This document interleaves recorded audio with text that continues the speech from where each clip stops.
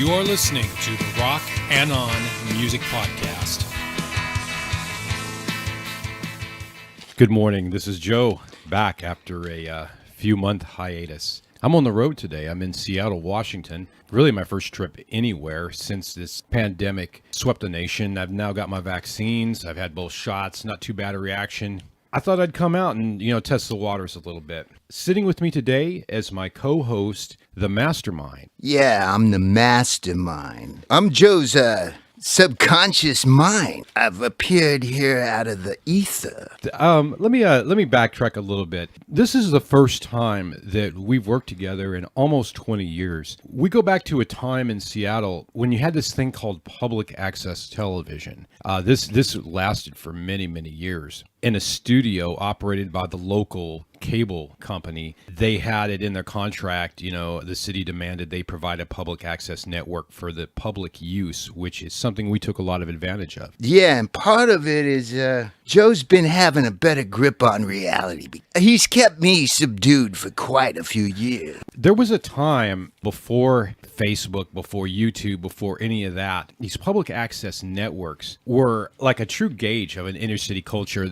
We were on Channel 29 here. It was called the Scan Public Access Studio, and it was a legitimate inner city freak show. It was a scumbag doghouse. There was this guy, his name was Mike Hunt, and he did live porno in the studio. It was kind of remarkable. There was quite a few episodes where they proliferated in very racy, yeah, that's it, behavior. So literally, there was nudity and sexual deviancy. Performed live pornography. It was very bizarre. They got away with it. They got shut down. Part of the deal was they decided it was a little bit too racy, so they came up with more rules and guidelines. Which we all no doubt broke. We were guilty of multiple policy handbook violations. In fact, our flyer, I remember us canvassing Capitol Hill with wanted posters and dodging cops. We canvassed Capitol Hill during a time when public advertising was completely banned in this city. So all the flyers came down, but we did it anyway.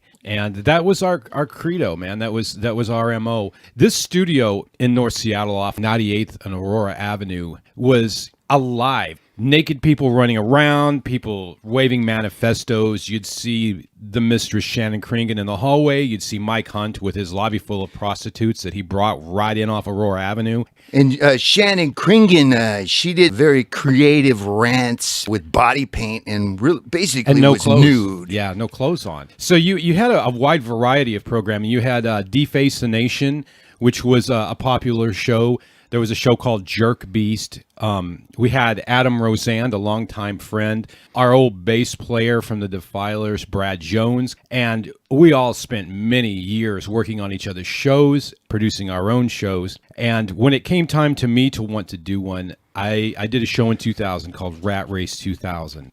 And it became myself and the Mastermind, who you'll see in the image there, the background image for the YouTube channel. And we became the lords of public access television. Rat Race 2000 on the YouTube. Yeah, we have a YouTube channel for that too. If you search Rat Race 2000 with some clips and different things.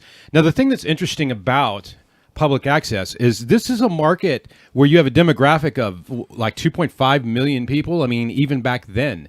So your audience was literally hundreds of thousands of people. They had that Wayne's World, that spin-off parody. Wayne's World.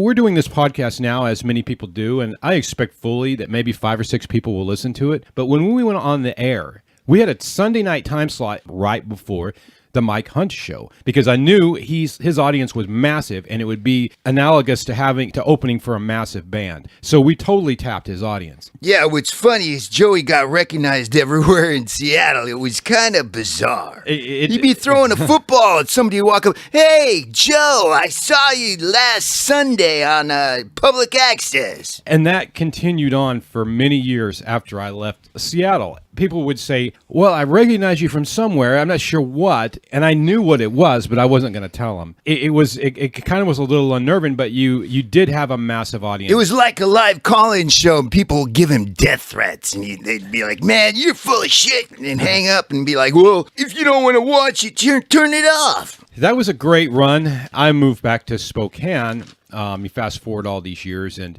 now we've just come out of a pandemic. How did you do with your vaccines? Did you get the vaccination? Don't need no stinking vaccinations. But you have been vaccinated. My lungs, they're burning, they're bleeding, I cough up blood. Yesterday, we just kind of drove around the city looking around, and I'm literally just looking at the people on the streets, what they're doing. I hadn't been to Seattle in a while, and I was curious, what would I see? Would I see just people boarded up in their houses? But they were out on the streets. They were at the fairs, and they were having their lunches, and they came out. It was a beautiful day. We're going to move on to the meat and potatoes, if you will, the prime segment of this show here. Following a slight break, we'll be back.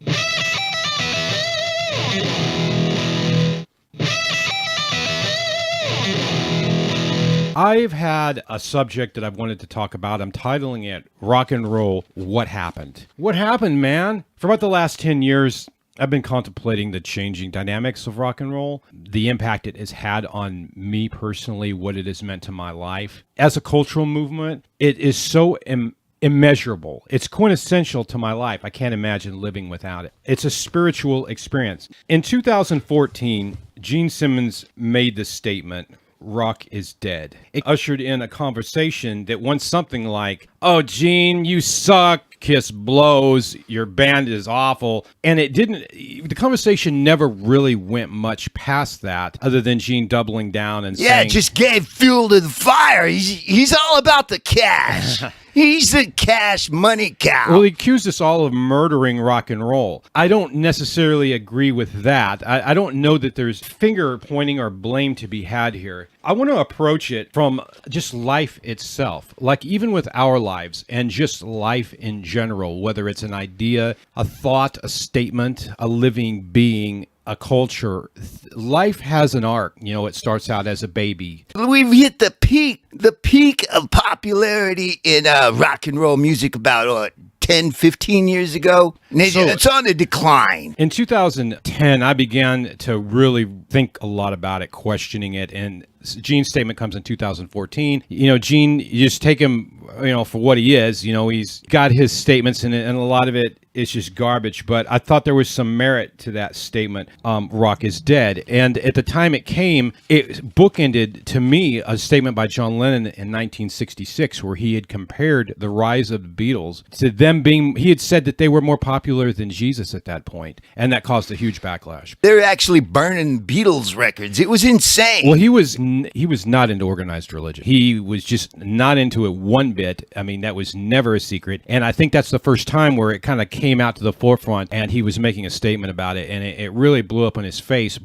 Essentially, what I took from those words were of a man witnessing and participating in the birth of a zeitgeist. You had this thing that had started as an interpretation of the blues, Little Richard to Elvis Presley, Sun Records, and it unfolded at such a lightning speed that I think it shocked a lot of people. They were suddenly now on something that was on the level of an organized religion. Hundreds of millions of people all over the planet suddenly on board with this thing and chasing it. And the Beatles were at the eye of that hurricane. And he was feeling the pressure from that, and he was responding to that. But I think he was also overwhelmed by what this thing was becoming. And that was the beginning. That was the rise from a baby to something becoming a full-on cultural movement, alive and out of control. The planets were aligned, Joey. It was like the technology was just ramping up. They had mass media, they had the radio, TV, they had Ed Sullivan show, that type of stuff. And, you reach a peak on things, and with the internet, it kind of made music implode in a way. The mass marketing, the corporate greed, it went out of control. And I want to go into all that, the why and the what happened. But I wanted to draw a correlation between, I thought Gene Simmons' comment, his proclamation, Rock is Dead, really bookended the end of a movement versus like Lennon's statement, which was at the kind of like more towards the beginning of a movement that was evolving. Is rock actually dead? That's a question. I put that on the table. I think it is. How do you define dead? Dead is gone and not coming back. Dead is like your dog or the things that you've lost in life. You don't have this expectation of them that they're coming back because you know they're not. We are mortal beings. Some people philosophize you're never really truly dead until the last person that knew you died. So I guess in a way, well, swing music, it'll always be around. So classical music. Rock music emanated from some very specific post-war dynamics here in America. The end of the war, the housing bill, people coming, a lot of these soldiers getting in on a new housing bill. My grandfather was one of them, coming back and setting up after the horrors of war and raising a family, and in ushers the Leave It to Beaver lifestyle, the June and Ward Cleaver generation, and the children that they had, baby boomers. The baby boomers were living under this mindset that they kind of felt work was constricted a little bit. It wasn't freeing. They were young and they just kind of wanted to get away from the post-war horrors and have their own kind of thing. The horror! Now, these dynamics that along with, the proliferation of mass media, earlier in the 20th century, you have radio and records and a delivery system that never existed for pop culture. Prior to the 1900s, you had real culture, which was passed down father to son, and it lasted. The era of pop culture is almost like a disposable trash culture. It can be made widespread instantly because you have this delivery system of broadcasting. So it had this new ability to proliferate in a way. A lot of pop cultures don't last very long. I would say rock and roll, I think, was predominantly from the mid-50s to the mid-2010s, 50, 55, 60 years is a hell of a life for any pop culture or cultural phenomenon. Yeah, there are people still, I'm sure, doing swing dancing in church basements and what have you. The dynamics that gave birth to rock music were very specific. This was something that had a very strong purpose and drive to exist. This was the voice of the last half of the 20th century, and that's a hell of a run for a pop culture trend when you compare it to everything that preceded it. We have everything prior in the 20th century as a measure of what is the life of a cultural trend. There's a change. It's proliferating into integrating or transforming. That's the word there. Yeah. I would look at big band. I would look at swing music. That is someone else's music. I was not born yet. I was not there. I did not go to those dance halls. So this is Zeitgeist. It's rebellious in nature. It's loud and aggressive. It made Elvis do things with his body that people hadn't seen before. People are starting to grow their hair out.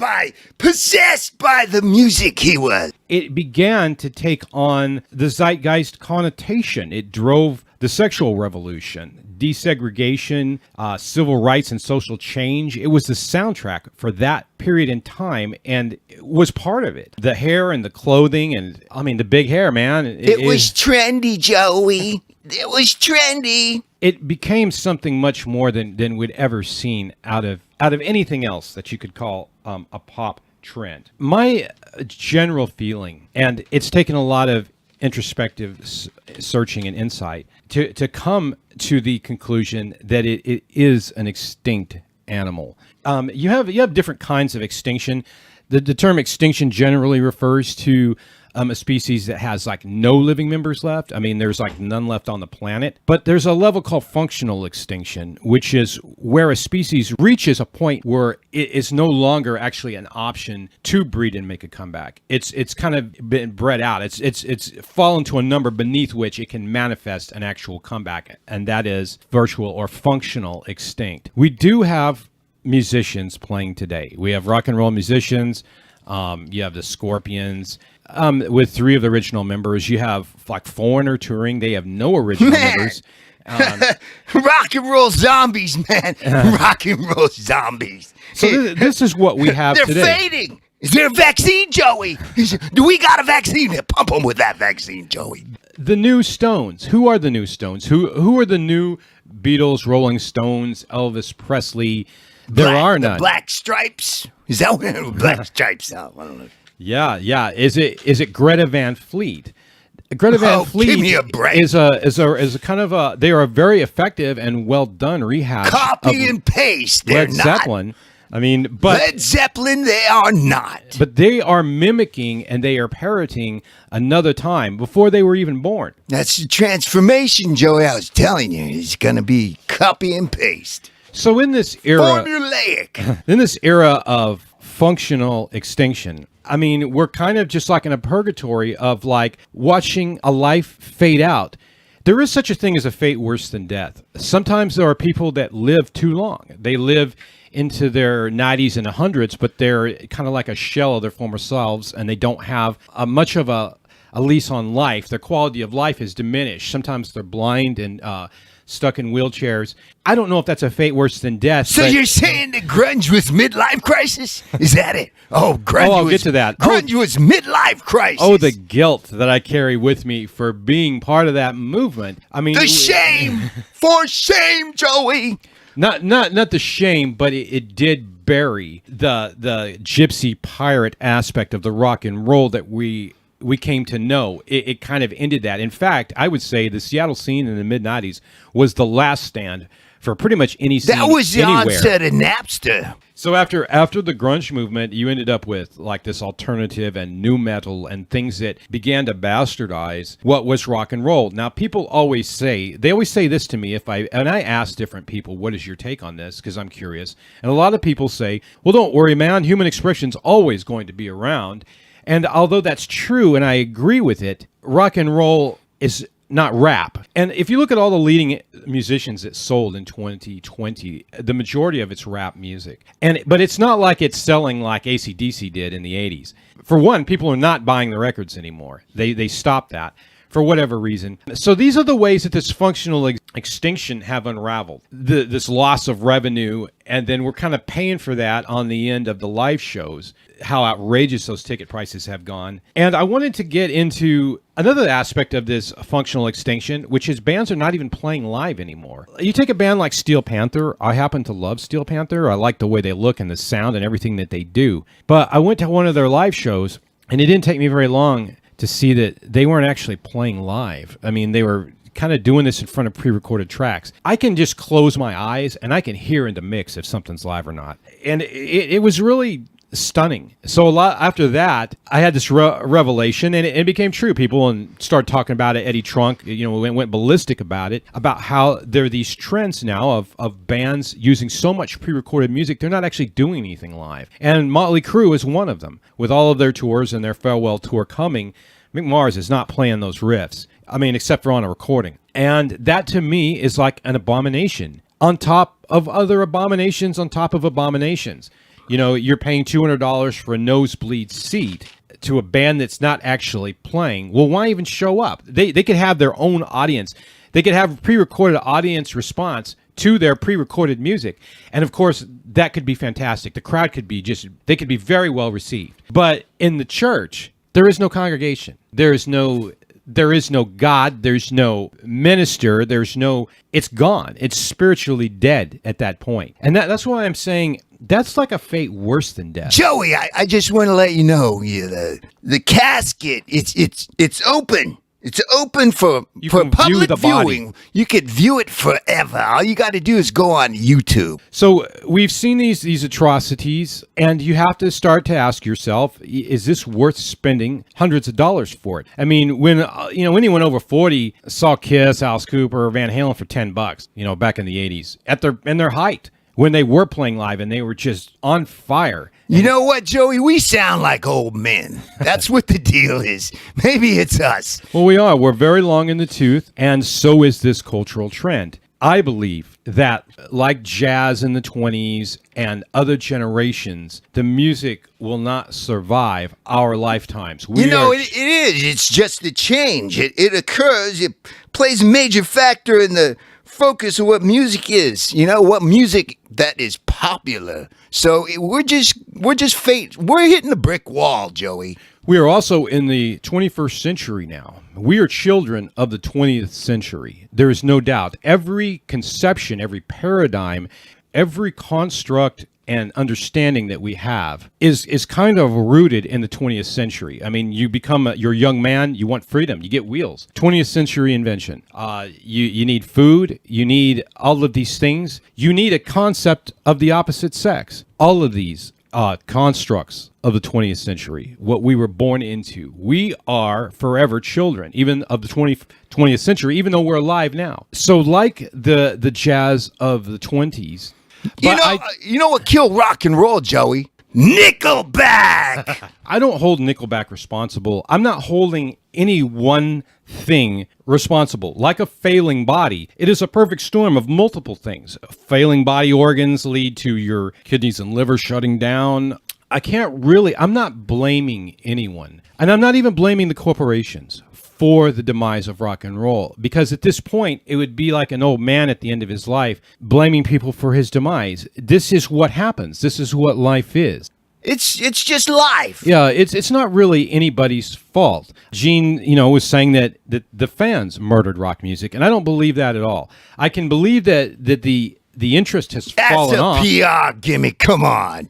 Gene Simmons, this is our last tour. We're going on our last tour. You got to catch us. That's his MO. So I take it as a life, the life of a cultural movement in this case, ending, and it served its purpose well for close to 60 years. So Elvis died in 77, and there are people around today who don't know who Elvis Presley is. They don't know who Paul McCartney is. I mean, grown adults that don't know who these people are. What do you think that's going to be like in 20 years, 50 years, 100 years? I mean, we're talking not very long ago, Elvis was on top of the world. That's how quickly this is changing. People are not going to have a cultural reference point to place what rock and roll was, the context of it. Just like I didn't live during Prohibition. So I wasn't in those juke joints. I can generally kind of guess that they weren't happy about it. They weren't happy about not being able to get a drink and all that, but they did, and they had their music, and they partied and had a real good time. But I didn't live during that time, so I don't have those reference points. And to the same extent, the kids being born today and people that are in their 20s today don't have the reference points of the 20th century to really carry this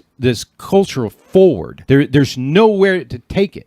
What we do have is we have Greta Van Fleet kind of rehashing their perception of maybe something their parents turned them on to. We have Steel Panther, who aren't even playing live, and they're wearing wigs, quite frankly. And that's a very telling type of show to go to. You go to see Steel Panther, and you have all these guys in their 20s wearing wigs and spandex, and they have these fake tattooed sleeves. Now, that's all fine, but they're not living it. They leave that show, they take their tattoos off, they pull the wig off of their head, and they look like Joe Average. And a lot of bands have cited that the reason why they're using so many pre-recorded tracks is because of mass media. If they do a bad show, or the way a show sounds live, people don't understand anymore. It's not just like the record. No, it's a live performance. And if the sound isn't quite right or it isn't recorded on a decent machine, it sounds like crap. So they want control. They want quality control over what people are recording and putting out over mass media. That's the selling point and the statement of their band. And they don't want off-key harmonies in there. And so this is what it's come to. No one's alive in the church of rock and roll. They're dropping like flies, Joey. They're dropping like flies. The Holy Spirit is gone. You got Tom Petty, even video vixens like Tawny Kitaen. They're dropping, Joey. So back to the Steel Panther. Eddie Van Halen, for God's sake. Yeah, he's gone. God rest his soul. The thing with like the Steel Panther analogy, them going to shows, the audience showing up in wigs, everybody's got on a wig, nobody's really playing, and then they take all the wigs off and they go back to their normal lives. To me, that is not living it. Like the sands in the hourglass at times. These are the days of our lives. No, it goes like sands through the hourglass. So are the days of our lives. So to be able to take that off and go, okay, now I'm just going to blend in and be normal, you're not getting your ass kicked. You're not having to answer for that. It's like kind of dabbling in it and then running away. Punk rock show with long hair. The skinheads come out, be 6 or 7 skinheads. You want to jump you. You had to fight to go to a hardcore show if you like metal and punk. That's what I mean by living it. What the hell? That is what it is to be. It was not cool to be a punk rocker back in the 80s. Yeah. The jocks would jump all over your shit. The metalheads would jump all over your just shit. for having long hair. I remember there was a time, leading up to the 80s where, the people were like, man, get a haircut. And you had to what wear are a you, uniform girl, to be man? a part of that scene. What are you, some kind Any of a scene. chick? Then, the fashion came around to where people weren't really saying that anymore. In fact, it was a selling point if you're trying to like get a woman or score. And then you get to the mid-90s. I'm talking like 94. Metallica cuts their hair off sometime after the Black record. And now they're all short-haired guys, and they look just like normal dudes. Then you start seeing the fashions change. All of these bands start cutting their hair off, and then all of the fans started cutting their hair off. And I had people coming to me around 95, and they're going, Joe, you didn't cut your hair off. What's up with that? Metallica cut their hair off. We cut our hair off. And I was... Goddamn girly man, cut your hair. I was like, this is to the death, or till it falls out of my head. No one's cutting it off. To the last follicle, I say. Yeah. It's not some fashion trend or just something that I can just take off. This is who I am, and this is the way it's always going to be, so long as I have a choice about it. Everything goes in trends, Joey. Those are the hair dynamics. metal all the way down to the grunge. You had the grunge putting down this, putting down that. Actually, the fans, went out the window. So with all that being said, my thesis is what I suspect after thinking about it. Any other life, like any other cultural trend, you better believe that it can die. In this country, we've seen concepts we never thought would die all come under fire. You have Neil Young saying, hey, my, rock and roll will never die. You have Ozzy on Diary of a Madman saying, you can't kill rock and roll. It's here to stay. We have these mindsets. And to be honest, until about 10 years ago, it never occurred to me that I could outlive the rock and roll cultural movement, that it would die on my watch right there in front of me. There's always gonna be a need for rock and roll. No despair until the metal gods die, the last listener's death. Metal lives. If it transforms into rap, it's dead. Now, true, the human spirit will find other ways. There's always going to be recordings. Like I was saying, YouTube. It's not going to live on in a sample in some hip-hop song. You can view the body forever. The casket's open. It's almost inconceivable to consider it dying, an idea. But they do die. They emanate from a time, and then they perish with the people. So even the good things, all good things, come to an end. With that in mind, I'd like to take a few minutes and allow the mastermind to do a eulogy. A eulogy for something that truly meant the world to us, and we can barely even live without.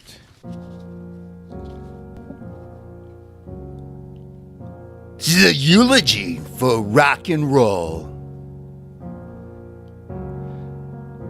God gave rock and roll to you. To everyone, he gave a song to be sung. Ashes to ashes, dust to dust. Prepare a table for me at the Whiskey A Go Go with the king, Elvis Presley. Lots of cocaine and strippers. My cup runneth over. You anointeth my head with cannabis oil. Even though I walk through the valley of ticket bastard and lip-syncing charlatans, Live Nation be damned. And may the congregation of rock and roll dwelleth in the grace of the King forever. Amen. Thank you for He's that. He's got a tear dropping out of his right eye. It's touching. That's all that we have for this week, and I think that's enough. We will be back.